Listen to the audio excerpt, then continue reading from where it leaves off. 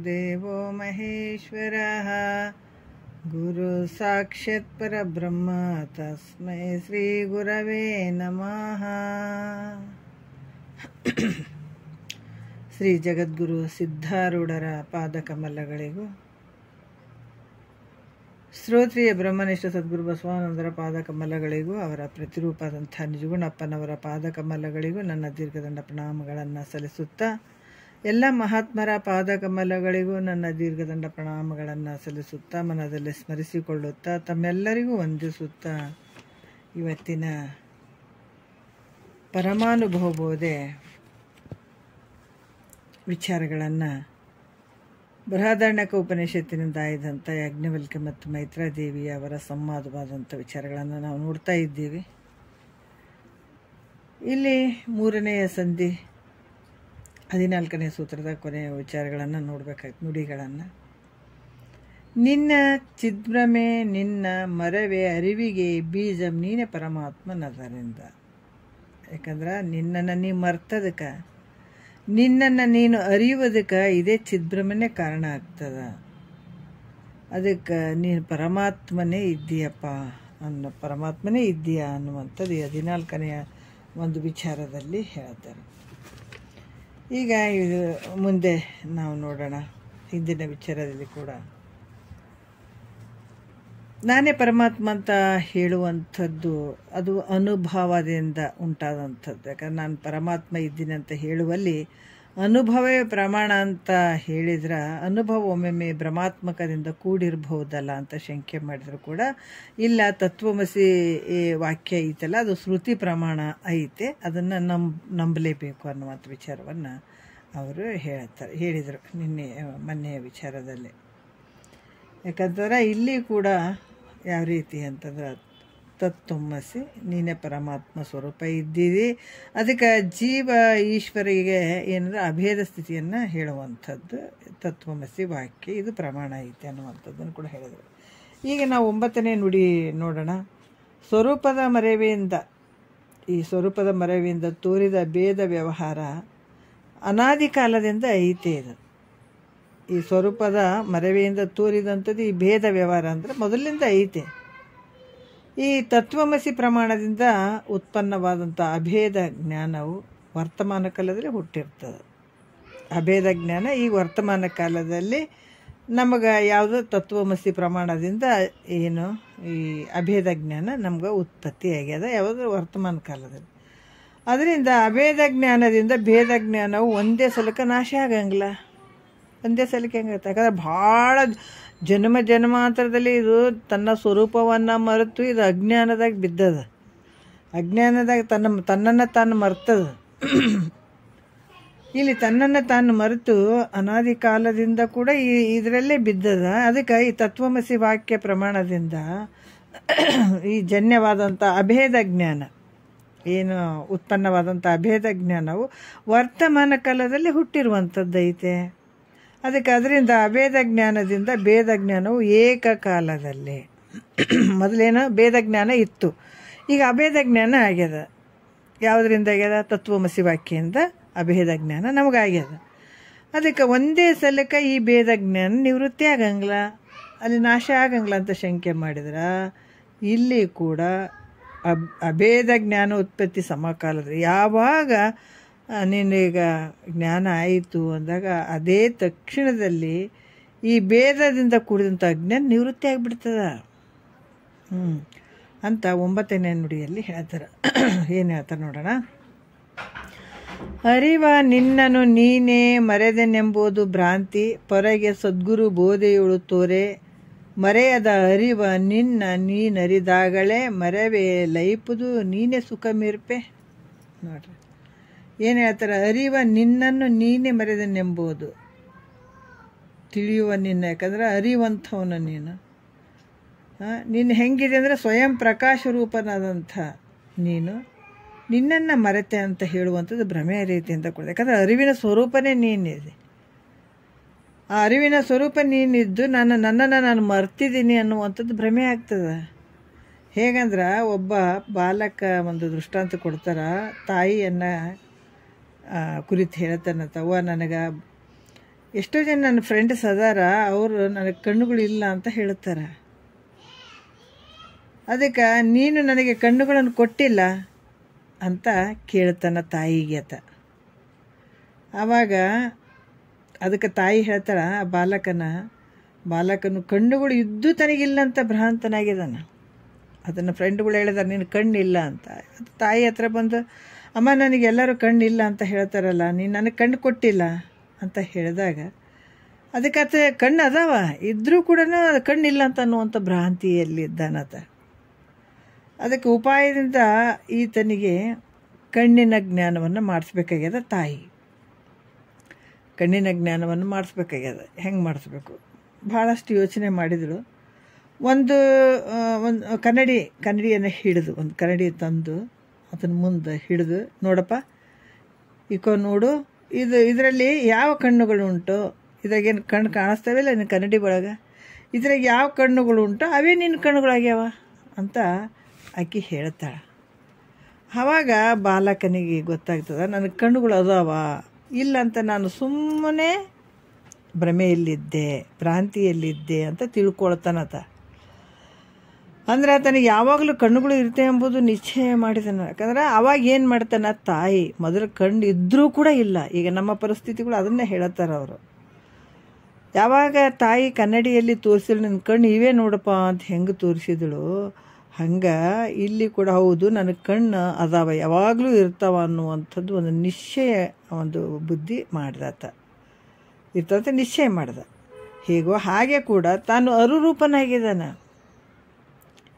ಅರುರೂಪನಾಗಿ ನನ್ನನ್ನು ನಾನು ಮರೆತೆ ಅನ್ನುವಂಥ ಭ್ರಮರೂಪ ಆಗಿದೆ. ಅದಕ್ಕೆ ಹೇಳತ್ತಾರ, ಇರುವಂಥದ್ದೇ ಸ್ವರೂಪ, ನಿನ್ನ ಸ್ವರೂಪನೇ ಬೇರೆ, ಹೀಗಿರುವಂಥ ಸ್ವರೂಪನೇ ಬೇರೆ.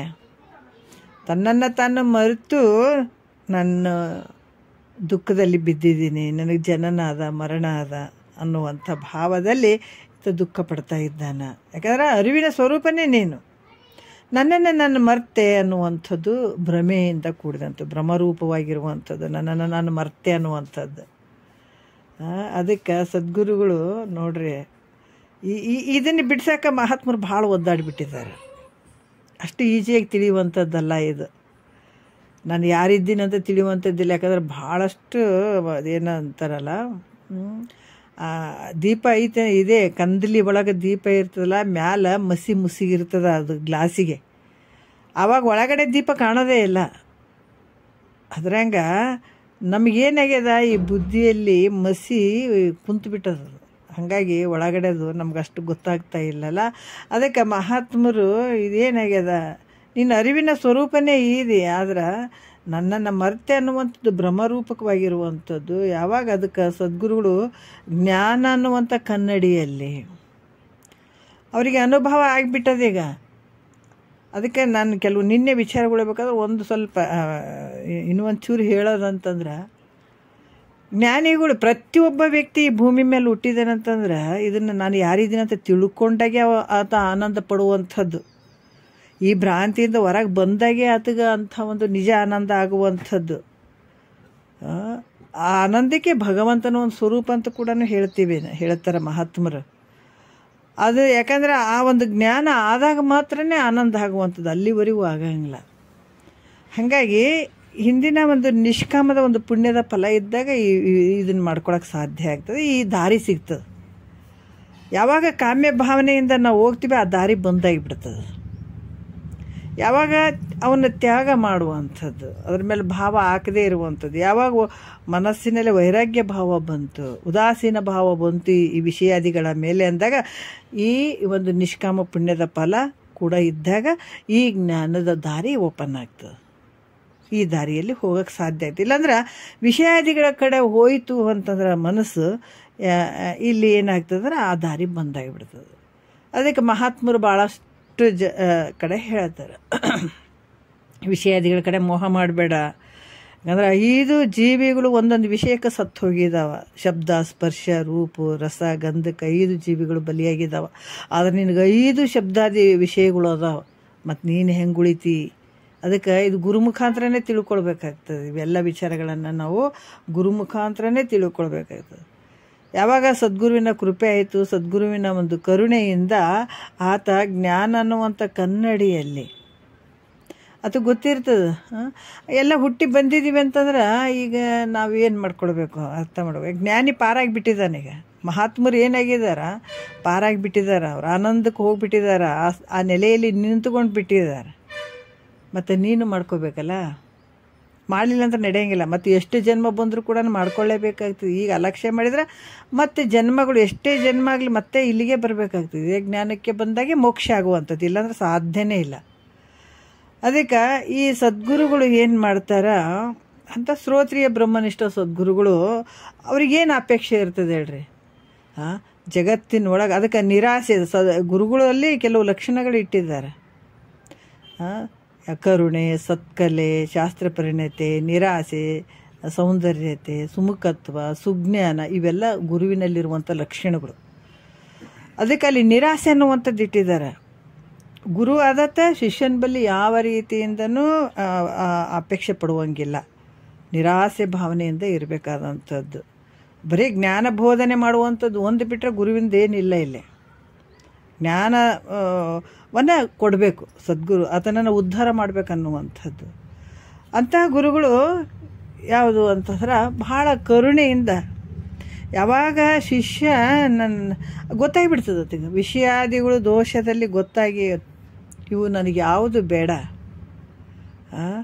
ಅದಕ್ಕೆ ಇಲ್ಲಿ ಕೂಡ ಯಮಧರ್ಮ ನಚಿಕೇತೆಗೆ ಅದನ್ನೇ ಹೇಳಿದ್ದು.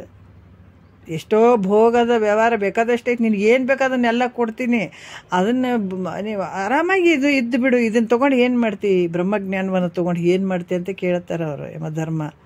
ಆದರೂ ಕೂಡ ಇದನ್ನೇ ಕೇಳ್ತಾರೆ ನಚಿಕೇತ.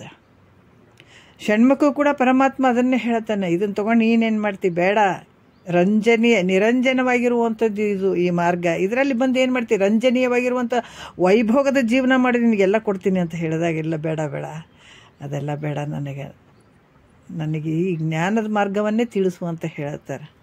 ಹಾಗಾಗಿ ಯಾವಾಗ ಈ ಸಂಸಾರದ ಕಡೆ, ಈ ಸಂಸಾರ ಅನ್ನುವಂಥದ್ದು ಜನನ ಮರಣಕ್ಕೆ ಬ್ಯಾಸತ್ತು, ಯಾರು ಶಿಷ್ಯ ಬಂದು ಶರಣಾಗತನಾಗ್ತಾನ ಅಂಥವರಿಗೆ ಸದ್ಗುರುಗಳು ಜ್ಞಾನ ಅನ್ನುವಂಥ ಕನ್ನಡಿಯಲ್ಲಿ ನೀನು ಯಾರು ಅನ್ನುವಂಥದ್ದನ್ನು ನೋಡು ಅಂತ ಹೇಳ್ತಾರೆ.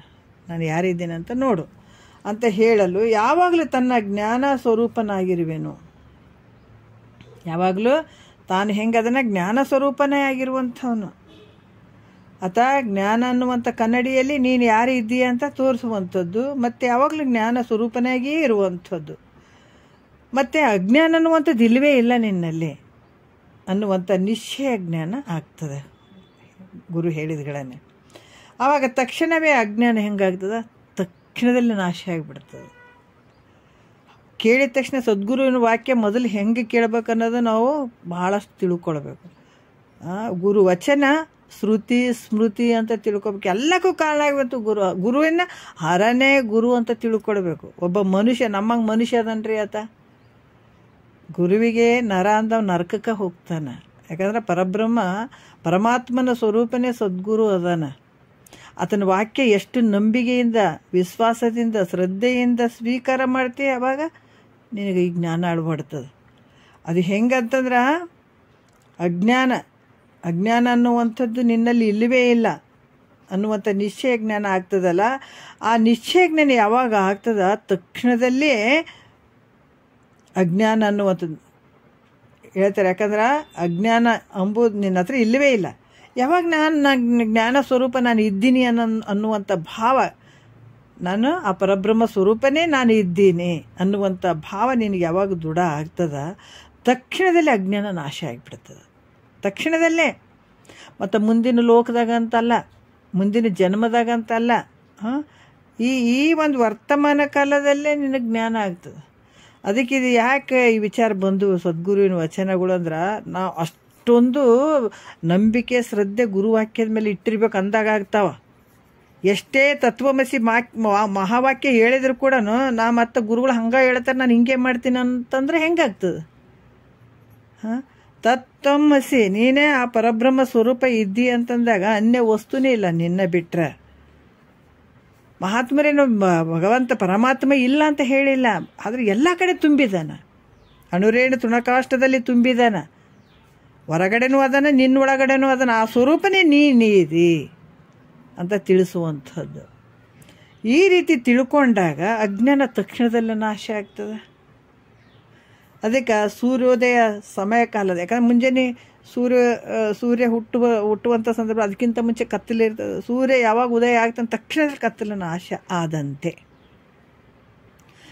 ಒಂದು ಸಲ ಈ ಕತ್ತಲು ಅಜ್ಞಾನ ಅನ್ನುವಂಥ ಕತ್ತಲೆ ಹೋಯ್ತಂದ್ರೆ ಯಾವತ್ತು ಬೆಳಕೆ ಏನಂದ್ರೆ ಮತ್ತೇನಾದ್ರೆ ಆವರಿಸ್ತದನ್ನು ಕತ್ತಲು ಅಂದ್ರೆ ಸಾಧ್ಯನೇ ಇಲ್ಲ. ಅದಕ್ಕೆ ಮಹಾತ್ಮರು ಇದಕ್ಕೆ ಬಡದಾಡಿದರು. ಒಂದು ಸಲ ಅಜ್ಞಾನದ ಕತ್ತಲೆ ಯಾವತ್ತು ನಿನ್ನಲ್ಲಿ ನಿವೃತ್ತಿ ಆಯಿತು, ನಾಶ ಆಯಿತು ಅಂತಂದಾಗ, ಜ್ಞಾನ ಅನ್ನುವಂಥ ಬೆಳಕು ಬಂತು ಅಂದಾಗ ಇದು ಯಾವತ್ತೂ ಇರುವಂಥದ್ದು. ಅದಕ್ಕೆ ಇಲ್ಲಿ ಅದು ಹೆಂಗಂದ್ರೆ ತಕ್ಷಣದಲ್ಲೇ ಯಾವಾಗ ಜ್ಞಾನ ಆಯಿತು ಅಂತಂದಾಗ ತಕ್ಷಣದಲ್ಲಿ ಅಜ್ಞಾನ ನಿವೃತ್ತಿ ಆಗಿಬಿಡ್ತದೆ.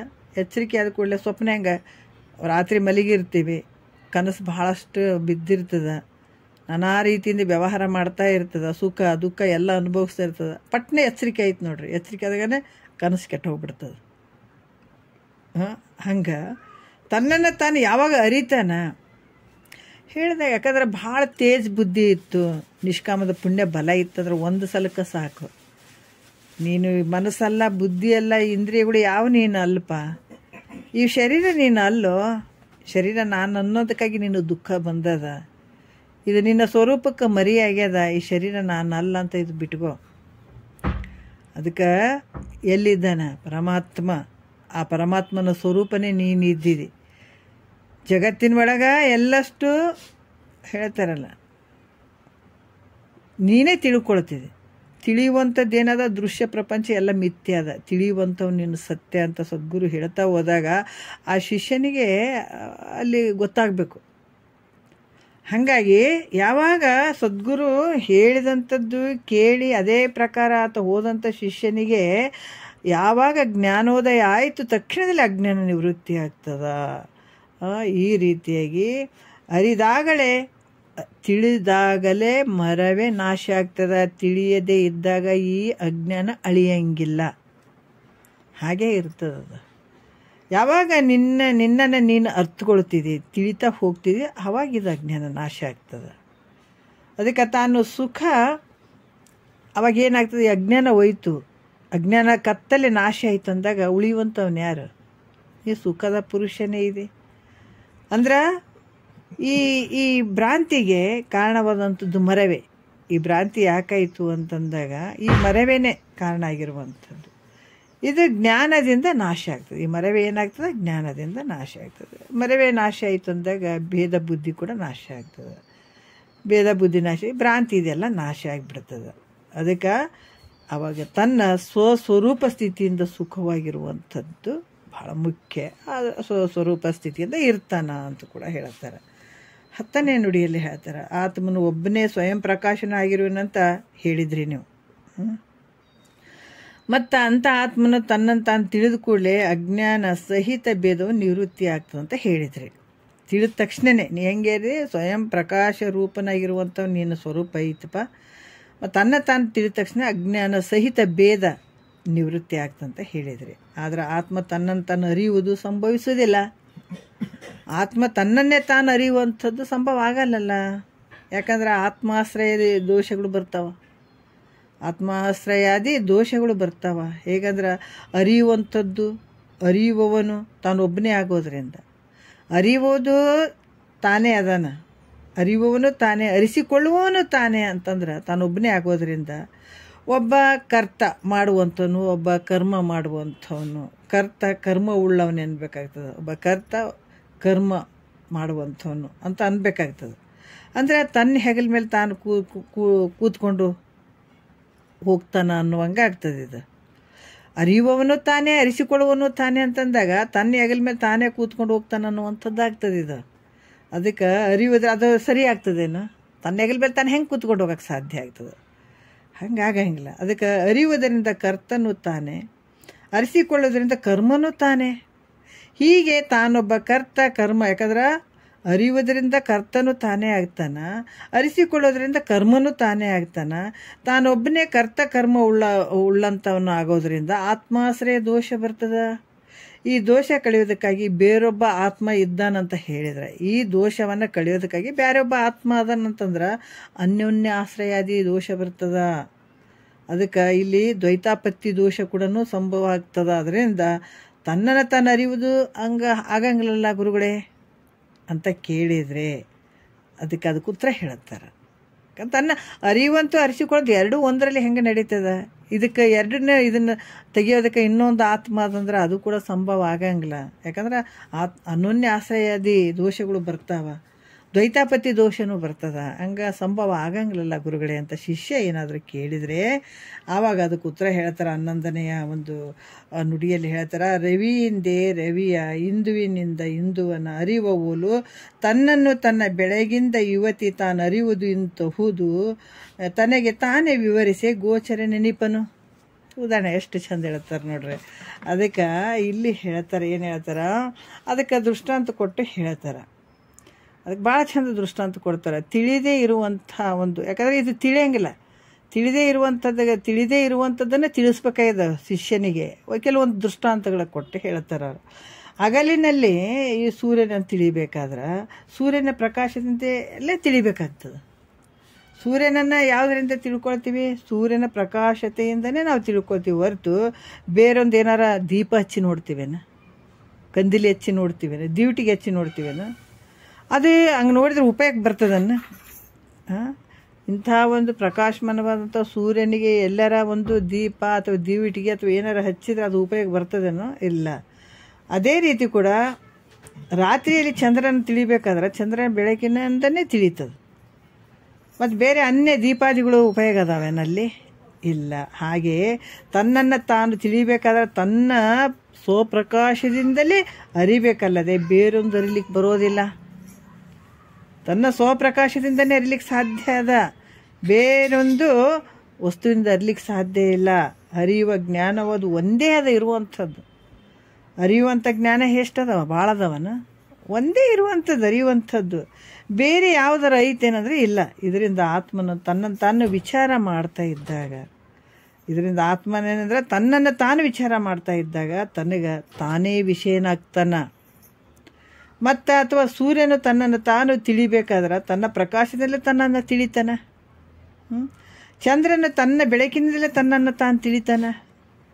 ಹೇಗೋ ಹಾಗೆ ಆತ್ಮನು ಕೂಡ ಪ್ರಕಾಶದಿಂದಲೇ ತನ್ನ ಪ್ರಕಾಶದಲ್ಲೇ ತನ್ನನ್ನು ತಾನು ತಿಳಿತಾನಂತ ಹೇಳಿದರೆ ಆತ್ಮಾಶ್ರಯ ದೋಷ ಬರುವುದಿಲ್ಲ.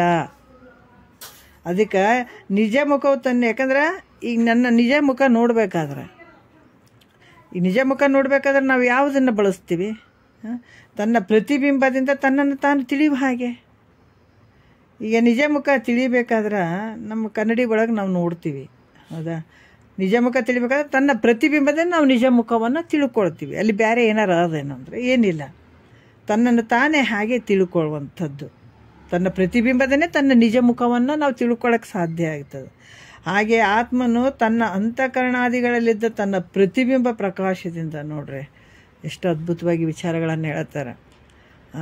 ನಮ್ಮನ್ನು ನಾವೇ ನೋಡ್ಕೊಳ್ತೀವಿ, ಪ್ರತಿಬಿಂಬದಿಂದ ನಮ್ಮ ನಿಜ ಮುಖವನ್ನು ನಾವು ನೋಡ್ಕೊಳ್ತೀವಿ, ಹೌದಲ್ಲ? ಹಾಗೆ ಇಲ್ಲಿ ಕೂಡ ಆತ್ಮನು ತನ್ನ ಅಂತಃಕರಣಾದಿಗಳಲ್ಲಿದ್ದ ತನ್ನ ಪ್ರತಿಬಿಂಬ ಪ್ರಕಾಶದಿಂದ ತನ್ನನ್ನು ತಾನು ತಿಳಿತಾನೆ. ಕರ್ಣಾದಿಗಳಲ್ಲಿದ್ದ ತನ್ನನ್ನು ತಾನು, ಅದರಿಂದ ಆತ್ಮಾಶ್ರಯದ ದೋಷಗಳಿಗೆ ಅವಕಾಶ ಇಲ್ಲ. ಈ ರೀತಿಯಾಗಿ ಅವಕಾಶ ಇಲ್ಲ ಉಪಾದಿಯಿಂದ ನೋಡ್ರಿ. ಅದಕ್ಕೆ ಇಲ್ಲಿ ಕೂಡ ಹೇಳ್ತಾರೆ, ಉಪಾದಿಯ ಮೂಲಕ ಇದೆಲ್ಲ ತೋರ್ದಂಗೆ ಆಗ್ತದೆ ಆತ್ಮನಿಗೆ. ಇದು ಯಾಕಂತಾರೆ ಇಲ್ಲಿ ಕೂಡ ಯಾವುದು ಆ ಥರ ದ್ವೈತಾಪತಿಯ ಆತ್ಮಾಶ್ರಯ ಆದಿ ದೋಷಗಳಿಗೆ ಅವಕಾಶ ಇಲ್ಲ. ಯಾಕಂದ್ರೆ ಇಲ್ಲಿ ಕೂಡ ಈ ರೀತಿ ತನ್ನ ಒಂದು ಪ್ರತಿಬಿಂಬ ಪ್ರಕಾಶದಿಂದ ಹೆಂಗೆ ತಿಳ್ಕೊಳ್ತಾನೋ ಅದ್ರಂಗೆ ತನ್ನ ಸ್ವರೂಪವನ್ನು ತಾನು ತಿಳ್ಕೊಳ್ತಾನೆ. ಇಲ್ಲಿ ಯಾವುದು ಆತ್ಮಾಶ್ರಯದಿ ದೋಷಗಳಿಗೆ ಅವಕಾಶವಿಲ್ಲ. ಬ್ರಹ್ಮವಿತ್ ಬ್ರಹ್ಮ ಇವ ಭವತಿ ಅಂತ ಹೇಳ್ತಾರೆ. ಯಾಕಂದರೆ ಬ್ರಹ್ಮವನ್ನು ತಿಳಿಯುವವನು ಬ್ರಹ್ಮನೇ ಆಗಿಬಿಡ್ತಾನೆ. ನೀರಿನಿಂದ ಹುಟ್ಟಿದಂಥ ಉಪ್ಪು, ಅಪ್ಪ ಅಮ್ಮನ ತೋರಿಸ್ತೀನಿ ಕೇಳ್ತೀನಿ ಅಂತ ಹೋದಂಥ ಉಪ್ಪು ನೀರಲ್ಲಿ ಹೋಗ್ತಾ ಏನಾಯ್ತದ? ನೀರೇ ಆಗಿಬಿಡ್ತದೆ. ಅದ್ರಂಗ ಇಲ್ಲಿ ಕೂಡ ಬ್ರಹ್ಮವನ್ನು ತಿಳ್ಕೊಳಕ್ಕೆ ಹೋದ ಬ್ರಹ್ಮನೇ ಆಗ್ತಾನೆ. ಎಷ್ಟು ಅದ್ಭುತ ಅಲ್ಲ? ಅದಕ್ಕೆ ಇಲ್ಲಿ ಕೂಡ ಪ್ರಮಾಣ ಕೂಡ ಅದಾವ. ಬ್ರಹ್ಮವೇತ್ ಬ್ರಹ್ಮೈವ ಭವತಿ ಅಂತ ಹೇಳ್ತಾರೆ. ಬ್ರಹ್ಮವನ್ನು ತಿಳಿದವನು ಬ್ರಹ್ಮವೇ ಆಗ್ತಾನಂತ ಶ್ರುತಿ ಪ್ರಮಾಣ ಐತೆ. ಒಬ್ಬನಲ್ಲಿ ಉಪಾಧಿ ಮೂಲಕ ತಿಳಿಯುವುದು ತಿಳಿಸಿಕೊಳ್ಳುವುದು ಸಂಭವಿಸ್ತದ. ಯಾವ ರೀತಿ ಅಂದ್ರೆ ಬ್ರಹ್ಮವೇ ಆಗ್ತಾನೆ ಅನ್ನುವಂಥದ್ದು ಶ್ರುತಿ ವಚನವಿದ್ದ ಮೂಲಕ, ಒಬ್ಬನಲ್ಲಿ ಉಪಾಧಿ ಮೂಲಕ, ಇವೆಲ್ಲ ಉಪಾಧಿ ಮೂಲಕ ತಿಳಿಯುವುದು ತಿಳಿಸಿಕೊಳ್ಳುವುದು. ನೋಡ್ರಿ, ಯಾವುದ್ರ ಮೂಲಕ ನಡೀತದೆ ಅಂದರೆ ತಿಳಿಸಿಕೊಳ್ಳುವುದು, ತಿಳಿಯುವಂಥದ್ದು ಈ ಉಪಾಧಿ ಮೂಲಕ ಸಂಭವ ಆಗ್ತದೆ ಹೊರತಾಗಿ ಇದಕ್ಕೆ ಯಾವ ದೋಷಕ್ಕೂ ಅವಕಾಶ ಇಲ್ಲ ಅಂತ ಕೂಡ ಹೇಳ್ತಾರೆ. ಮತ್ತು ಇಲ್ಲಿ ಇನ್ನೂ ಒಂದು ವಿಚಾರ ಹೇಳ್ತಾರೆ. ಜನರು ಸೂರ್ಯನ ಪ್ರಕಾಶದಿಂದ ಸೂರ್ಯನನ್ನು, ಚಂದ್ರನ ಪ್ರಕಾಶದಿಂದ ಚಂದ್ರನನ್ನು ಕಾಣುವಂತೆ ಮನ ಬುದ್ಧಿಯಾದಿಗಳು ಆತ್ಮನ ಪ್ರಕಾಶದಿಂದ ಆತ್ಮನನ್ನು ಕಾಣ್ತಾವಂತ ಹೇಳಬೇಕಲ್ಲದೆ ಆತ್ಮನು ತನ್ನನ್ನು ತಾನು ಅರಿತಾನಂತ ಹೇಳೋದು ಯೋಗ್ಯ ಅಲ್ಲ ಅಂತ ಶಂಕೆ ಮಾಡಿದರೆ ಪ್ರಶ್ನೆ ಮಾಡುವಂಥದ್ದು. ಯಾವ ರೀತಿ ಅಂತಂದ್ರೆ ಜನರು ಸೂರ್ಯನ ಪ್ರಕಾಶದಿಂದ ಸೂರ್ಯನ ಕಾಣ್ತಾರೆ, ಚಂದ್ರನ ಪ್ರಕಾಶದಿಂದ ಚಂದ್ರನ ಕಾಣುವಂತೆ ಈ ಮನ ಬುದ್ಧಿಯಾದಿಕರಣಗಳು ಆತ್ಮನ ಪ್ರಕಾಶದಿಂದ ಆತ್ಮನನ್ನು ಕಾಣ್ತಾವಂತ ಹೇಳಬೇಕಲ್ಲದೆ ಆತ್ಮನು ತನ್ನನ್ನು ತಾನು ಅರಿತಾನಂತ ಹೇಳೋದು ಯೋಗ್ಯವಲ್ಲವೆಂದು ಶಂಕೆಯನ್ನು ಮಾಡಿದರೆ ಆ ಅಂತಃಕರಣದಲ್ಲಿರುವಂಥ ಕರ್ಣಾದಿಗಳೇನದಾವ, ಮನ ಬುದ್ಧಿ ಚಿತ್ತು ಅಹಂಕಾರಗಳದಾವ. ಈ ಯಾವುದು ಅಂತಂದ್ರೆ ಈ ಮನ ಬುದ್ಧಿಯಾದಿಕರಣಗಳು, ಅಂತಃಕರಣದಲ್ಲಿರುವಂಥ ಮನ ಬುದ್ಧಿಯಾದಿಕರಣಗಳು ಆತ್ಮನ ಪ್ರಕಾಶದಿಂದ ಆತ್ಮನನ್ನು ಅರಿತವಂತ ಹೇಳಬೇಕು. ಇವು ಅರಿತಾವಂತ ಹೇಳಬೇಕು. ಆದ್ರೆ ಆತ್ಮನು ತನ್ನನ್ನು ತಾನು ಅರಿತಾನನ್ನ ಅಂತ ಹೇಳುವಂಥದ್ದು ಯೋಗ್ಯ ಅಲ್ಲ ಗುರುಗಳೇ ಅಂತ ಪ್ರಶ್ನೆ ಮಾಡ್ತಾಳೆ. ಅಂತಃಕರಣದಲ್ಲಿರುವಂಥ ಕರ್ಣಾದಿಗಳೇನದಾವ, ಮನ ಬುದ್ಧಿ ಚಿತ್ತ ಅಹಂಕಾರ, ಇವುಗಳಿಂದ ಆತ್ಮನ ಪ್ರಕಾಶದಿಂದ ಆತ್ಮನನ್ನು ಕಾಣ್ತಾವಂತ ಹೇಳ್ಬೋದು. ಅದು ಬಿಟ್ಟು ಆತ್ಮನು ತನ್ನ ಬೆಳಕಿನಿಂದನೇ ತನ್ನನ್ನು ತಾನು ಅರಿತಾನೆ ಅನ್ನುವಂಥದ್ದು ಹೇಳುವಂಥದ್ದು ಯೋಗ್ಯ ಅಲ್ಲ ಅಂತ ಶಂಕೆ ಮಾಡಿದ್ರು ಕೂಡ ಅವು ಹೆಂಗದವ ಅಂದ್ರೆ ಮುಂದಿನ ವಿಚಾರ ಹೇಳ್ತಾರೆ. 11ನೇ ನುಡಿಯಲ್ಲಿ ಹೇಳ್ತಾರೆ. ಯಾಕೆ ಮನ ಬುದ್ಧಿ ಚಿತ್ತ ಅಹಂಕಾರಗಳು ಆತ್ಮನನ್ನು ಅರಿಲಿಕ್ಕೆ ಸಾಧ್ಯ ಇಲ್ಲ. ಅದಕ್ಕೆ ನಾವು ಆತ್ಮ ತನ್ನನ್ನು ತನ್ನ ಬೆಳಕಿನಲ್ಲೇ ತಾನು ತಿಳ್ಕೊತಾನ ಅನ್ನುವಂಥದ್ದು ಹೇಳಿದ್ದೇ ನಿಜ ಅದ. ಯಾಕಿವು ಅಂತಃಕರಣಗಳು ಏನದಾವ ಅವಕ್ಕೆ ಆ ಶಕ್ತಿ ಇಲ್ಲ ಅನ್ನುವಂಥದ್ದು ಮುಂದಿನ ವಿಚಾರದಲ್ಲಿ ಹೇಳ್ತಾರೆ. 11ನೇ ನುಡಿಯಲ್ಲಿ ಹೇಳ್ತಾರೆ. ತನಗೆ ತೋರುವವೋ ಅನಿತು ಜಡಂಗಳು ಆತ್ಮನನ್ನು ಅವು ಕಾಣಲರಿಯುವೆಂತು ಇನ್ನಿತನು ಆರೈದು ನೋಡಲು ಕಾಂತಿ ಮೈತ್ರಿಯೇ ತನಗಿಲ್ಲಿ ಸ್ವಪ್ರಕಾಶತೆ ಐಸೆ. ಹೀಗೆ ಹೇಳ್ತಾರೆ ಅವ್ರು. ಏನು ಹೇಳ್ತಾರೆ? ಹೌದು, ಮನ ಬುದ್ಧಿ ಚಿತ್ತ ಅಹಂಕಾರಗಳು ಆತ್ಮನ ಒಂದು ಪ್ರಕಾಶತೆ ಇಟ್ಕೊಂಡು ಆತ್ಮನನ್ನು ಅರಿತಾವಂತ ಹೇಳಬೇಕಾಗಿತ್ತು. ಆತ್ಮನು ತನ್ನನ್ನು ತಾನು ತಿಳ್ಕೊಳ್ತಾನೆ ಅನ್ನುವಂಥದ್ದು ಯೋಗ್ಯ ಅಲ್ಲ ಅಂತ ಶಿಷ್ಯನ ಒಂದು ಪ್ರಶ್ನೆಗಳಿಗೆ ಅವರು ಉತ್ತರ ಹೇಳ್ತಾರೆ. ಏನು ಹೇಳ್ತಾರೆ ಅಂದ್ರೆ, ಸಾಕ್ಷಿ ಸ್ವಯಂ ಪ್ರಕಾಶ ಪ್ರತ್ಯೇಕಾತ್ಮನಾದ ತನ್ನಿಂದ. ನೋಡ್ರಿ ಹೆಂಗದ ತನಗೆ ಅಂದರೆ ಆತ್ಮನಿಗೆ, ತೋರುವವಂದ್ರೆ ಗೋಚರವಾಗುವವು. ಅವು ಎಷ್ಟದಾವ ಅಷ್ಟೆಲ್ಲ ಹೆಂಗದಾವವು ಜಡವಾಗಿರದವ. ತನಗೇನೇನು ಆತ್ಮನಿಗೆ ಏನೇನು ಗೋಚರ ಆಗ್ತಾವೆ ಎಲ್ಲವನ್ನು, ಯಾಕಂದ್ರೆ ಈ ಅಹಂಕಾರಾದಿಗಳ ಪರ್ಯಂತರ ನೀನು ಹೆಂಗಿದಿ ಸಾಕ್ಷಿ ಸ್ವಯಂ ಪ್ರಕಾಶ ಪ್ರತ್ಯೇಕಾತ್ಮನಾದಂಥ ನಿನ್ನಿಂದ ಅಹಂಕಾರಾದಿ ದೇಹ ಪರ್ಯಂತರ ಇರುವಂಥವು ಇವೆಲ್ಲ ಏನದಾವ, ಇಂದ್ರಿಯಗಳು, ಶರೀರಗಳು,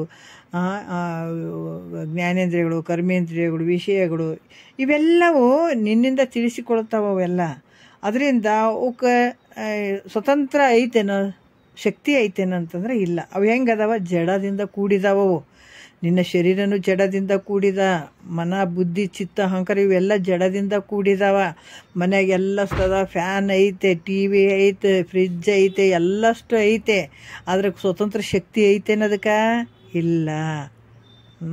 ಅದಕ್ಕೆ ಸ್ವಲ್ಪ ಚಲನ ಅಥವಾ ಶಕ್ತಿ ಹಿಂಗೆ ಬರಬೇಕಾಗಿತ್ತಂದ್ರೆ ಯಾವುದಂದ್ರೆ ಒಂದು ಕರೆಂಟ್ ಅದ್ರಾಗ ಬಂದಾಗ ಮಾತ್ರ ಅದು ಕೆಲಸ ಮಾಡ್ತಾವೆ ಹೊರತಾಗಿ ಅವು ಸ್ವತಂತ್ರತೆ ಇಲ್ಲ. ಅವಕ್ಕೆ ಸ್ವತಂತ್ರವಾಗಿ ಬೆಳಗುವಂಥ ಅಧಿಕಾರ ಅವಕ್ಕಿಲ್ಲ. ಮನೆಗೆ ಬೇಕಾದಷ್ಟು ಅದಾವ, ಫ್ಯಾನ್ ಅದಾವ, ಎಲ್ಲಷ್ಟು ಅದಾವ ಸಾಮಾನುಗಳು. ಅದ್ರ ಕರೆಂಟೇ ಇರಲಿಲ್ಲ ಅಂದ್ರೆ ತೊಗೊಂಡು ಏನು ಮಾಡೋಕ್ಕಾಗ್ತದ? ಅವೆಲ್ಲ ಜಡದಿಂದ ಕೂಡಿದಿರುವಂಥದ್ದು. ಅದ್ರಂಗ ಈ ಶರೀರ ಹಿಡ್ಕೊಂಡು ಜ್ಞಾನೇಂದ್ರಿಯಗಳು, ಕರ್ಮೇಂದ್ರಿಯಗಳು, ವಿಷಯಾದಿಗಳು, ಇವು ಮಾಡುವಂಥ ವ್ಯವಹಾರಗಳು ಇವೆಲ್ಲ ಹೆಂಗದಾವ ಅಂತಂದ್ರೆ ಜಡಗಳಾಗಿರುವಂಥವು. ಈ ಜಡಗಳ ದೇಹಾದಿಗಳ ಸಾಕ್ಷ್ಯದ ಆತ್ಮನು ಯಾಕಂದರೆ ಈ ದೇಹಾದಿಗಳಿಗೆ ಏನು ಸಾಕ್ಷಿಯಾದಂಥ ಆತ್ಮನನ್ನು ಇವೇನಾದರೂ ತಿಳ್ಕೊಳಕ್ಕೆ ಸಾಧ್ಯ ಅದ ಅಂದರೆ ಇವು ತಿಳ್ಕೊಳಂಗಿಲ್ಲ, ತಿಳ್ಕೊಳಕ್ಕೆ ಸಾಧ್ಯನೇ ಇಲ್ಲ. ಈ ಜ್ಞಾನೇಂದ್ರಿಯಗಳು ಇಷ್ಟೆಲ್ಲ ಜಗತ್ತಿನ ವ್ಯವಹಾರ ಮಾಡ್ತಾವಲ್ಲ, ಇವ ಆತ್ಮನನ್ನು ತಿಳಿಯುವಂಥದ್ರಲ್ಲಿ ಸಮರ್ಥ ಅದಾವಂದ್ರೆ ಇಲ್ಲ. ಅದಕ್ಕೆ ಇವು ದೇಹದಿಗಳಿಗೆ ಸಾಕ್ಷಿಯಾದ ಆತ್ಮನನ್ನು ಎಂದೂ ಹೆಂಗಾದರೂ ಅವು ತಿಳಿತಾವೇನಂದ್ರೆ ತಿಳಿಯಂಗಿಲ್ಲ. ಸಾಕ್ಷಿಯಾದ ಪ್ರತ್ಯೇಕಾತ್ಮನು ಕೇವಲ ದೃಗ್ರೂಪನಾಗಿರ್ತಾನೆ. ಆದರೆ ಸಾಕ್ಷಿಯಾದ ಪ್ರತ್ಯೇಕಾತ್ಮ ಹೆಂಗದಾನ? ಕೇವಲ ನೋಡುವಂಥವನು, ದೃಗ್ರೂಪವಾಗಿರ್ತಾನೆ. ದೇಹವು ಕೇವಲ ಹೆಂಗದ? ದೃಶ್ಯ ರೂಪವಾಗಿರುವಂಥದ್ದು.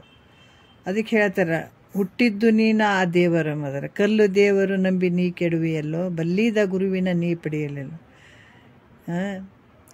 ಇಲ್ಲಿ ಹೇಳ್ತಾರೆ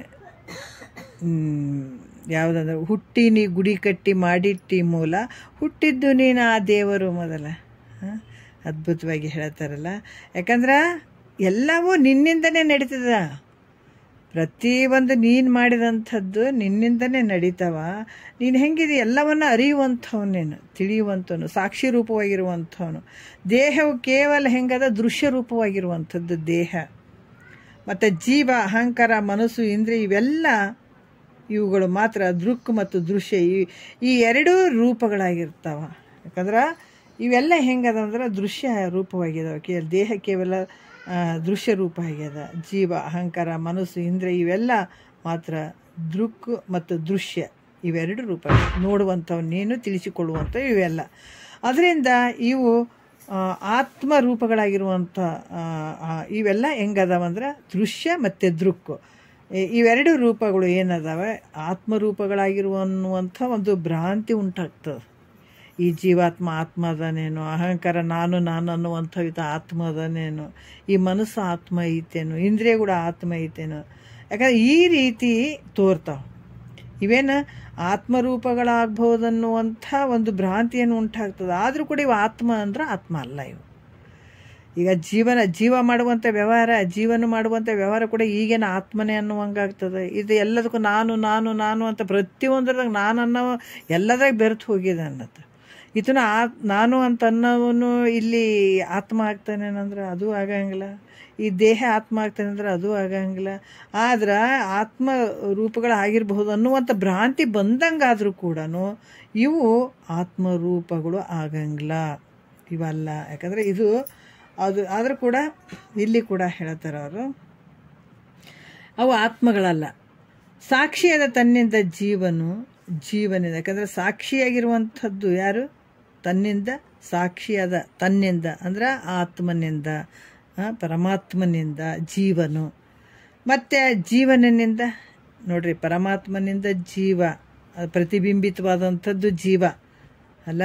ಸತ್ಯ ಐತೇನೆಂದರೆ ಮಿಥ್ಯೆ ಆಗಿರುವಂಥವನು. ಅದಕ್ಕೆ ತನ್ನಿಂದ ಪರಮಾತ್ಮನಿಂದ ಜೀವನಿಂದ ಅಹಂಕಾರದಿಂದ ಈ ಮನಸ್ಸಿನಿಂದ ಇಂದ್ರಿಯಗಳಿಂದ ಈ ದೇಹ. ಈ ರೀತಿಯಾಗಿ ಒಂದರ ಪ್ರಕಾಶವನ್ನು ಪಡೆದು ಮುಂದಿರುವ ಮತ್ತೊಂದನ್ನು ಬೆಳಗುವಂಥದ್ದು ಈ ಪರಮಾತ್ಮನ. ಹೆಂಗಂದ್ರೆ ಮೇಲ್ಗಡೆ ಈಗ ಒಬ್ಬ ಕೆಳಗಡೆ ಇದ್ದಂಥ ವ್ಯಕ್ತಿ, ಒಬ್ಬ ಕ್ಲರ್ಕ್ ಅಥವಾ ಒಬ್ಬ ಕೆಳಗಡೆ ಕೆಲಸ ಮಾಡುವಂಥವ್ರು ಇರ್ತಾರೆ, P1 ಅಂತ ಅಂದ್ಕೊಳ್ರಿ. ಆದರೆ ಫುಲ್ ಮೇಲ್ಗಡೆ ಅಧಿಕಾರಿಯಿಂದನೂ ಆತಗ ಒಂದು ಶಕ್ತಿ ಬಂದಿರ್ತದೆ.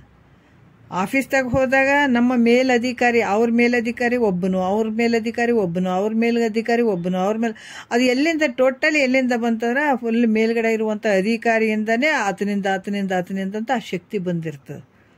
ಅವಾಗ ಈ ಜಾಬ್ ಮಾಡಾಗ ಕೆಲವೊಂದು ಶಕ್ತಿ ಇಲ್ಲ ರೀ, ನಮ್ಮ ಮೇಲ್ಗಡೆಯವ್ರು ಹೇಳ್ಯಾರಿ ನಮಗಿದು ನಮ್ಮ ಕರ್ತವ್ಯ ಅದ ಮಾಡಬೇಕು ಅದು ಇದು ಅಂತ ಹೇಳ್ತಾರೆ. ಯಾವಾಗ ರಿಟೈರ್ಮೆಂಟ್ ಆಯ್ತಂದ್ರೆ ಆ ಶಕ್ತಿ ಇರಂಗಿಲ್ಲ ನೋಡ್ರಿ. ಯಾರ ಇಲ್ರಿ ಈ ಥರ ರೂಲ್ಸ್ ಐತಿ ನಮ್ಮ ಆಫೀಸ್ದಾಗಂತಿತ್ತು, ಹೋಗಿ ನಿಂತು ಹೇಳಿದ್ರೆ ಯಾರನ್ನ ಕೇಳ್ತಾರೆ ಅಂದ್ರೆ ಇಲ್ಲ, ಅಲ್ಲಿ ತಪ್ಪಿಬಿಟ್ಟದ, ಅಲ್ಲಿ ಯಾರು ಕೇಳಂಗಿಲ್ಲ. ಇಲ್ಲಿ ಕೂಡ ಏನಾಗ್ತದ ಅಂತಂದ್ರೆ ಪರಮಾತ್ಮ ಸಾಕ್ಷಿಯಾದ ತನ್ನಿಂದ ಪರಬ್ರಹ್ಮ ಅಥವಾ ಪರಮಾತ್ಮನಿಂದ ಈ ಜೀವನು ಆ ಒಂದು ಪ್ರಕಾಶತೆಯನ್ನು ತಗೊಳ್ತಾನೆ, ಆ ಶಕ್ತಿಯನ್ನು ಪಡ್ಕೋತಾನೆ. ಜೀವನಿಂದ ಅಹಂಕಾರ ತಗೊಳ್ತದ, ಅಹಂಕಾರದಿಂದ ಮನಸ್ಸು ತಗೊಳ್ತದ, ಮನಸ್ಸಿನಿಂದ ಇಂದ್ರಿಯಗಳಿಗೆ ಈ ಶಕ್ತಿ ಬರುವಂಥದ್ದು, ಇಂದ್ರಿಯಗಳಿಂದ ಈ ದೇಹದಿಂದ ಈ ರೀತಿ ಒಂದರ ಪ್ರಕಾಶತೆಯನ್ನು ಒಂದು ಪಡ್ಕೊಂಡು ಮುಂದಿರುವುದನ್ನು ಬೆಳಗ್ತದ. ಜೀವಾತ್ಮನಿಗೆ ಪರಮಾತ್ಮನಿಂದ ಬಂದಂಥ ಪ್ರಕಾಶತೆ ಅದರಿಂದ ಅಹಂಕಾರವನ್ನು ಅದು ಬೆಳಗ್ತದೆ.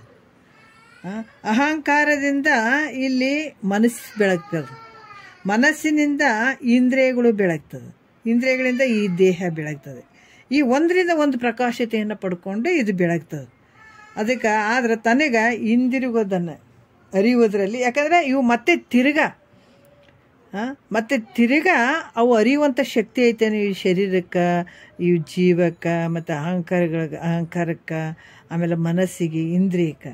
ಆದ್ರೆ ಆತ್ಮನನ್ನು ಅರಿಯುವಂಥ ಶಕ್ತಿ ಇವು ಕದಾವೇನು ಅಂದರೆ ಇಲ್ಲ. ಆದರೆ ಶಕ್ತಿಯನ್ನು ಪಡ್ಕೊಂಡೇ ಇವು ಕೆಲಸ ಮಾಡ್ತಾವೆ ಹೊರತಾಗಿ ಇವು ಆತ್ಮನನ್ನು ಅರಿಲಿಕ್ಕೆ ಸಾಧ್ಯ ಇಲ್ಲ. ಆ ಥರ ಸಾಮರ್ಥ್ಯ ಇಲ್ಲ. ಇವು ತೋರಿದಂಗೆ ಆಗ್ತಾವೆ ಅಷ್ಟೇ ಹೊರತಾಗಿ, ಆದ್ರೆ ಅಂಥ ಆತ್ಮಸ್ವರೂಪವನ್ನು ಅರಿಯುವಂಥದ್ದು ಆ ಥರ ಶಕ್ತಿ ಇವಕ್ಕಿಲ್ಲ. ಅದಕ್ಕೆ ಇವು ಹೆಂಗದಾವ ಅಂತ ಜಡದಿಂದ ಕೂಡಿದಾವೆ. ಇವು ಜಡದಿಂದ ಕೂಡಿದಾವೆ ಇಂದ್ರಿಯಗಳು, ಈ ಶರೀರ ಅನ್ನುವಂಥದ್ದು. ಇವು ಏನು ಮಾಡಿದ್ರೆ ಏನ್ರಿ ಇವು? ಅದಕ್ಕೆ ಇಲ್ಲಿ ಕೂಡ ಇವು ಜಡಗಳಾಗಿರೋದು. ಸಾಕ್ಷಿ ತಾನು ಮಾತ್ರ ಹೆಂಗದ? ಯಾರಿಂದನೇ ಬೆಳಗ್ತಾನೇನತ್ತೆ? ಬೆಳಗ್ಸ್ಕೋತಾನೇನ? ಯಾರಿಂದನೂ ಬೆಳಗಿಸದೇ ಇರುವಂಥವನು, ಯಾರಿಂದನೂ ಬೆಳಗಿಸಿಕೊಳ್ಳದೇ ಇರುವಂಥದ್ದು ನಿನ್ನ ಸ್ವರೂಪ ಐತೆ. ಸ್ವಯಂ ಪ್ರಕಾಶತೆ, ಸ್ವಯಂ ಪ್ರಕಾಶ. ಅದಕ್ಕೆ ಹೇಳ್ತಾರ ಉದ್ಭವ ಮೂರ್ತಿ ಅಂತ ಹೇಳ್ತೀವಲ್ಲ, ನೀನು ಮೊದಲೇ ಸ್ವಯಂ ಉದ್ಭವ ಇದೆ. ಯಾಕೆ ಈ ಜಗತ್ತಿನ ಒಂದೊಂದಕ್ಕೆ ಅಷ್ಟು ಪ್ರಾಮುಖ್ಯತೆ ಬರ್ತಾವಂತಂದ್ರೆ, ಈಗ ಅಜ್ಞಾನಿಗಳಿಗೆ ನೋಡ್ರಿ ಜ್ಯೋತಿರ್ಲಿಂಗ ಅದು ಇದು, ಈಗ ನಂದಾದೀಪ ಅಂತ ಒಂದು ದೇವಸ್ಥಾನದಾಗ ಇಡ್ತಾರೆ. ಅದರ ಉದ್ದೇಶ, ಹಿಂದಿನ ತಾತ್ಪರ್ಯ ನಾವು ಅರ್ಥ ಮಾಡ್ಕೊಂಡಾಗ ಒಂದೊಂದು ಗೂಢಾರ್ಥ ಇಟ್ಟಿದ್ದಾರೆ. ಒಂದು ವಿಷಯವನ್ನು ಇಟ್ಟಿದ್ದಾರೆ ಅಂದ್ರೆ ಅದ್ರಾಗ ಹಿಂದೆ ಒಂದು ಗೂಢಾರ್ಥ ಇರ್ತದೆ. ನಂದಾದೀಪ ಹಚ್ಚಬೇಕು ಅಂತದ್ರಲ್ಲಿ, ಒಂದು ಗುಡಿಯಲ್ಲಿ ಆಗಲಿ ಎಲ್ಲೋ ಹಚ್ತಾರೆ. ಅದ್ರ ಉದ್ದೇಶ ಏನು? ಆದರೆ ನಿನ್ನ ಸ್ವರೂಪ ಆರದೇ ಇರುವಂಥ ದೀಪ ಐತೆ. ಅದು ಅದರ ಒಂದು ಸಂಕೇತ, ಅದು ನಂದಾದೀಪ ಅಂತ ಅಲ್ಲ. ಅದಕ್ಕೆ ದೇವ್ರ ಹತ್ರ ದೀಪ ಬೆಳಗ್ತಾರೆ. ಎಷ್ಟು ಅದ್ಭುತವಾಗಿ ದೇವ್ರ ಹತ್ರ ದೀಪ ಹಿಂಗೆ ಬೆಳಗ್ತೀವಿ, ಮಂಗಳಾರತಿ ಮಾಡ್ತೀವಿ, ತಂದು ನಮಗೆ ಕೊಡ್ತಾರೆ. ನಾವು ಹಿಂಗೆ ಮುಟ್ಟಿ ನಮಸ್ಕಾರ ಮಾಡ್ತೀವಿ. ಅಂದ್ರೆ ಅದರಲ್ಲಿರುವಂಥ ದೇವ್ರ ಹತ್ರ ಇರುವಂಥ ಒಂದು ಜ್ಯೋತಿ ಸ್ವರೂಪ ನಿನ್ನಲ್ಲಿರುವಂಥದ್ದು ಎರಡೂ ಒಂದೇ ಆದಂಥ ಅರ್ಥ ಅದು ಬೋಧಿಸೋದು ಹೇಳುವಂಥದ್ದು. ಅದಕ್ಕೆ ಇಲ್ಲಿ ಕೂಡ ಏನು ಹೇಳ್ತಾರೆ, ಸಾಕ್ಷಿದ ತಾನು ಮಾತ್ರ ಯಾರಿಂದನೂ ಬೆಳಗಿಸಿಕೊಳ್ಳದೆ ಎಲ್ಲವನ್ನು ತಾನೇ ಬೆಳಗುವಂಥವನಿದ್ದೀನಿ. ನಿನ್ನ ಸ್ವರೂಪ ಎಲ್ಲವನ್ನು ಬೆಳಗುವಂಥದ್ದು. ಅಂಥ ಒಂದು ಅಖಂಡೈಕ ಸ್ವರೂಪ ನಿಂದೈತೆ. ಅದರಿಂದ ತನಗೆ ಏನಂದ್ರೆ ಸ್ವಯಂ ಪ್ರಕಾಶ ರೂಪವಾಗಿರುವಂಥದ್ದು ನೀನು ಅನ್ನುವಂಥದ್ದು. ತಾನು ಯಾವುದಕ್ಕೆ ವೇದ್ಯವಾಗದೆ ಸದಾ ಅಪರೋಕ್ಷ ಸ್ವರೂಪವಾಗಿರುವಂಥವನೇನು, ಅನ್ಯತೆ ಇಲ್ಲವೇ ಇಲ್ಲ. ಅದೇ ಸ್ವಯಂ ಪ್ರಕಾಶ ಅಂತ ಹೇಳಿಸ್ಕೊಳ್ತದ. ಅಂಥ ವಸ್ತು ತಾನೇ ಆಗಿರುವಂಥದ್ದು, ನೀನೇ ಆಗಿರುವಂಥದ್ದು ಅಂತನ್ನುವಂಥ ವಿಚಾರವನ್ನು ಅವರು ಹೇಳ್ತಾರೆ. ಮತ್ತು ಇದು ಒಂದು ನೋಡ್ಬಿಡೋಣ ಅನ್ನಿಸ್ತದ. 12ನೇ ನುಡಿಯಲ್ಲಿ ಹೇಳ್ತಾರೆ, ಆತ್ಮನು ಸ್ವಯಂ ಪ್ರಕಾಶ ರೂಪನಿರುವೆನೆಂದು ಹೇಳಿದ ಮೇಲೆ ಆತ್ಮನು ತಾನು ತನ್ನನ್ನು ಮರಿಬಾರ್ದಾಗಿತ್ತಲ್ಲ. ಯಾಕಂದರೆ ಯಾವಾಗಲೂ ನಿರ್ವೀಕಾರ ಸ್ವರೂಪನಿದ್ದ ಮೇಲೆ ಅವನಿಗೆ ಮರೆಯು ಬರಬಾರ್ದಾಗಿತ್ತು, ಬಂದಿರುವುದು. ಅದರಿಂದ ತಾನು ಹೇಗೆ ಸ್ವಯಂ ಪ್ರಕಾಶನಾಗ್ತಾನಂತ ಶಂಕೆ ಮಾಡಿದ್ರೆ ಮೈತ್ರಾದೇವಿಗೆ ಬರುವಂಥ ಒಂದು ಪ್ರಶ್ನೆಗಳು ಅಲ್ಲಿ ಕೇಳ್ತಾಳೆ. ಯಾಕಂದ್ರೆ ಆತ್ಮ ಸ್ವಯಂ ಪ್ರಕಾಶನಿರುವಂಥ ಇದನ್ನಂತ ನೀವು ಹೇಳಕತ್ತೀರಿ, ಮತ್ತು ಹೇಳಿದ ಮೇಲೆ ತನ್ನಂತಾನು ಹೆಂಗೆ ಮರ್ತುಕೊಂಡಾತ ನೋಡ್ರಿ. ಅದಕ್ಕೆ ಎಷ್ಟು ಕ್ರಮವಾಗಿ ಕೇಳ್ತಾರೆ. ಒಂದು ಚೂರು ಸಂಶಯ ಉಳಿದ್ರೆ ಇದು ಭಾಳ ಅನರ್ಥ ಆಗ್ತದೆ. ಮನಸ್ಸಿನಲ್ಲಿರುವಂಥ ಒಂದು ಸಂಶಯ, ಕಣ್ಣಲ್ಲಿ ಬಿದ್ದಿರುವಂಥ ಒಂದು ಕಸ, ಕಾಲಲ್ಲಿ ನಟ್ಟಂಥ ಒಂದು ಮುಳ್ಳು, ಅದನ್ನು ಅಲಕ್ಷ್ಯ ಮಾಡಿದ್ದೆ ಆದ್ರೆ ನಾಶ ಮಾಡಿಬಿಡ್ತದಲ್ಲ. ಕಾಲಾಗ ನೆಟ್ಟದ ಮುಳ್ಳು ಅಂತೇಳಿ ನಾವು ಅಲಕ್ಷ್ಯ ಮಾಡಿದ್ರೆ ಕಾಲನ್ನು ತೆಗ್ಸಿ ಹಾಕ್ಬಿಡ್ತದೆ. ಕಣ್ಣಲ್ಲಿಟ್ಟು ಕಸರು ಬಿದ್ದದ್ದು ಬಿಡ್ರಿ ಅದೇನು ಮಾಡ್ತದೆ ಅಂದ್ರೆ ಕಣ್ಣನ್ನು ತೆಗೆದಾಕಿಬಿಡ್ತದೆ. ಅದ್ರಾಗ ಮನಸ್ಸಿನಲ್ಲಿ ಬರುವಂಥ ಸಂಶಯ ಏನಾದರೂ ಇದ್ರೆ ಜೀವನನ ಅನರ್ಥವಾಗಿ ಮಾಡಿಬಿಡ್ತದೆ, ನಷ್ಟ ಮಾಡಿಬಿಡ್ತದೆ. ಅದಕ್ಕೆ ಸಂಶಯ ಬಂತಲ್ಲ ಆಕೆಗೆ ಏನು ಕೇಳ್ತಾಳ, ಆತ್ಮನು ಸ್ವಯಂ ಪ್ರಕಾಶ ರೂಪನಿರುವನಂತ ನೀವು ಹೇಳಿದ ಮೇಲೆ ಮತ್ತು ತನ್ನನ್ನು ತಾನು ಮರಿಬಾರ್ದಾಗಿತ್ತಲ್ಲ, ಯಾಕೆ ಮರ್ತ? ಅಥವಾ ಹೆಂಗದ ನಿರ್ವೀಕಾರ ಜ್ಞಾನ ರೂಪದಿಂದಿದ್ದ ಮೇಲೆ ಅವನಲ್ಲಿ ಮರಿವೇ ಬರಲೇಬಾರ್ದಾಗಿತ್ತಲ್ಲ. ಅದರಿಂದ ತಾನು ಹೇಗೆ ಸ್ವಯಂ ಪ್ರಕಾಶ ಆಗ್ತಾನತ್ತ ಅಂತ ಮಾಡಿದ್ರೆ ಇಲ್ಲಿ ಹೇಳ್ತಾರೆ. ಯಾಕಂದ್ರೆ ಅರಿವು ಮರೆವುಗಳ ವ್ಯವಹಾರ ಚೇತನದಲ್ಲಿ ಆಗುವುದಲ್ಲದೆ, ಅರಿವು ಮರೆವುಗಳ ವ್ಯವಹಾರ ಚೇತನದಲ್ಲಿ ಆಗುವುದಲ್ಲದೆ ಜಡಂಗಳಲ್ಲಿ ಆಗುವುದಿಲ್ಲ ಅಂತ ಉತ್ತರವನ್ನು ಹೇಳ್ತಾರೆ. ನೋಡ್ರಿ 12ನೇ ನುಡಿಯಲ್ಲಿ ಹೇಳ್ತಾರೆ. ಏನು ಹೇಳ್ತಾರ, ಅರಿಯಲು ಮರೆಯಲು ಮರಿಗುಮೆ ಜಡವರ್ಗ ಅರಿಯಲು ಮರೆಯಲು ಬಲ್ಲುದೆ ಅರಿವಲ್ಲದ ಅನ್ಯಮಿಲ್ಲಾಗಿ ತಾವರಿ ಅರಿವಪ್ಪನು ಮತ್ತು ಅರಿವಪ್ಪನಾಗಿ ಬೊಮ್ಮವು ತಾನೇ ಅಂತ ಹೇಳ್ತಾರೆ ಅವರು. ಏನು ಹೇಳ್ತಾರೆ 12ನೇ ನುಡಿಯಲ್ಲಿ, ಇವು ಅರಿಯಲು ಅಂದರೆ ತಿಳಿಯುವುದಕ್ಕೂ, ಮರೆಯಲು ತಿಳಿಯದಿರುವುದಕ್ಕೂ ಈ ಜಡಗಳ ಸಮೂಹ ತಿಳಿದಿದೆ ಅಂತ ಹೇಳ್ತಾರೆ. ಯಾವ ರೀತಿ ತಿಳಿದಿದೆ ಅಂದರೆ ತಿಳಿಯಲಾರದು ಅಂತ ಹೇಳುವಂಥ ವಿಚಾರ. ಈ ಜಡಗಳಾದಂಥ ದೇಹಾದಿಗಳು ಅರಿಯುವುದಕ್ಕೂ ಅಥವಾ ಮರೆಯುವುದಕ್ಕೂ ಸಮರ್ಥ ಆಗಂಗಿಲ್ಲ. ಈ ಜಡಾದಂಥ ದೇಹಗಳು ಏನು ಮಾಡೋದು, ಜಡಾದಿಗಳು ಏನದಾವ, ದೇಹಾದಿಗಳು ಏನದಾವ, ಅರಿಯುವುದಕ್ಕೆ ಅಥವಾ ಮರೆಯುವುದಕ್ಕೆ ಇವು ಸಮರ್ಥ ಆಗಲಾರ್ದು. ಅರಿಯುವುದನ್ನು ಮರೆಯುವುದನ್ನು ಇದು ಯಾಕಂದ್ರೆ ಅರಿಯುವಂಥದ್ದು ಮರೆಯುವಂಥದ್ದಕ್ಕೆ ಸಮರ್ಥವಾದಂಥದ್ದು ನಿನ್ನಲ್ಲಿರುವಂಥ ಅರಿವು. ಆದ್ರೆ ಈ ಅರಿಯುವುದಕ್ಕೆ ಮರೆಯುವುದಕ್ಕೆ ಇವು ದೇಹಾದಿಗಳು ಏನದಾವ ಇವು ಸಾಮರ್ಥ್ಯ ಹೊಂದಿಲ್ಲ. ಅದಕ್ಕೆ ಇದನ್ನು ಅರಿಯುವಂಥದ್ದು ಮರೆಯುವಂಥದ್ದು ಇದು ಎಲ್ಲಿ ಅಂತ ನಡೀತದೆ ಸಮರ್ಥವಾದದ್ದು ಅಂತಂದ್ರೆ ಇದೇ ಅರಿವಿನ ಸ್ವರೂಪ. ಕಣ್ಣು ರೂಪಾದಿ ವಸ್ತುಗಳನ್ನು ಕಾಣುವುದಕ್ಕೂ ಕಾಣದಿರುವುದಕ್ಕೂ ಸಮರ್ಥವಾದಂತೆ ಅರಿವೇನದ ರೂಪಾದಿಗಳನ್ನು ನೋಡ್ತದೆ, ವಸ್ತುಗಳನ್ನು ಕಾಣೋದಕ್ಕೂ ಮತ್ತು ಕಾಣದೇ ಇರುವುದಕ್ಕೂ ಇದೇ ಕಣ್ಣೇ ಕಾರಣ ಅದ. ವಸ್ತುಗಳನ್ನು ಮತ್ತು ಈ ರೂಪಾದಿ ವಸ್ತುಗಳನ್ನು ಕಾಣೋದಕ್ಕೂ ಕಣ್ಣೇ ಕಾರಣ ಅದ, ಕಾಣದೇ ಇರುವುದಕ್ಕೂ ಕಣ್ಣೇ ಕಾರಣ ಅದ. ಮತ್ತು ಹಸ್ತಪಾದಾದಿಗಳು ಆಗ್ತವೆ, ನಾವು ಅವೇನಾದ್ರೂ ಕೈ ಕಾಲುಗಳು ಏನಾದರೂ ಆಗ್ತದೆ, ಇದು ಕಣ್ಣು ಆಗಂಗಿಲ್ಲ, ಎಂದೂ ಆಗಂಗಿಲ್ಲ.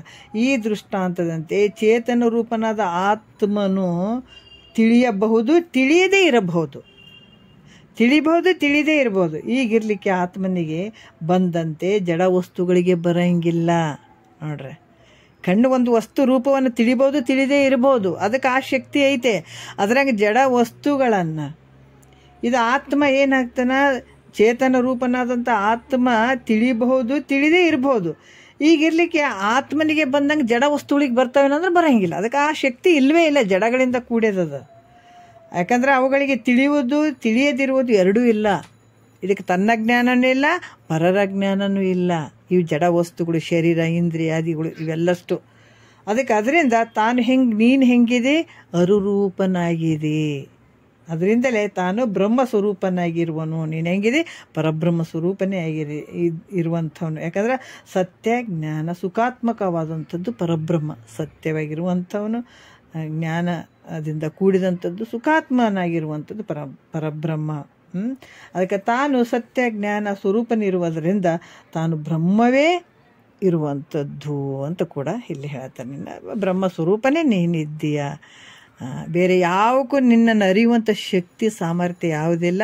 ನಿನ್ನಿಂದನೇ ಎಲ್ಲ ಬೆಳಗ್ತವ, ನಿನ್ನಿಂದನೇ ಎಲ್ಲ ನಡೀತಾವ ವ್ಯವಹಾರ ಹೊರತಾಗಿ, ನಿನ್ನ ಪ್ರಕಾಶತೆಯಿಂದನೇ ಇವು ತೋರಿದಂಗೆ ಆಗ್ತಾವ ಹೊರತಾಗಿ ನೀನು ಅನ್ಯ ಪ್ರಕಾಶತೆಯಿಂದ ಇರುವಂಥವನ್ನೆಲ್ಲ, ಸ್ವಯಂ ಪ್ರಕಾಶವಾಗಿರುವಂಥದ್ದು ನಿನ್ನ ಸ್ವರೂಪ ಐತಪ್ಪ ಅಂತ ಇಲ್ಲಿ ಹೇಳ್ತಾರೆ. ಭಾಳಷ್ಟು ಒಳ್ಳೆ ಅದ್ಭುತವಾದಂಥ ವಿಚಾರಗಳು ಮಹಾತ್ಮರು ಹೇಳ್ತಾರೆ. ಮತ್ತೆ ನೋಡೋಣ ಮುಂದಿನ ವಿಚಾರ. ಮತ್ತು ನಾಳೆ